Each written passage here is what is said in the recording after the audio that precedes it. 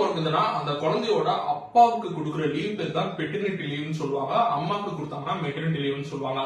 எந்த கண்ட்ரில எவ்வளவு நம்பர் ஆஃப் பெட்டர்னிட்டி லீவ் கொடுப்பாங்கன்னு சொல்லி நம்ம இப்ப பார்க்கலாம். ஜப்பான்ல ஒரு ஃபாதர் ஆனாங்கன்னா அவங்க வந்து பெட்டர்னிட்டி லீவ் பாத்தீங்கன்னா 180 டேஸ் கொடுப்பாங்க. ஸ்வீடன்ல பேரண்ட் லீவ் அப்படின்னு சொல்லி 480 டேஸ் வந்து அப்பா அம்மா 2 பேருக்கும் சேர்த்து கொடுப்பாங்க. அதுல அப்பா மட்டும் 3 மந்த்ஸ் வந்து மினிமம் எடுத்தாகணும். மூணாவது விஷயம் பாத்தீங்கன்னா கனடால 5 வீக் ஆஃப் வந்து கண்டினியூஸா கொடுப்பாங்க இன்கேஸ் பெட்டர்னிட்டி லீவுக்காக. அடுத்து பாத்தீங்கன்னா சவுத் கொரியால 53 வீக்ஸ் ஆஃப் கொடுப்பாங்க. நிறைய ஃபாதர்ஸ் வந்து இதை யூஸ் பண்றது இல்ல அப்படின்னு சொல்லி ஒரு ரிப்போர்ட் சொல்லுது.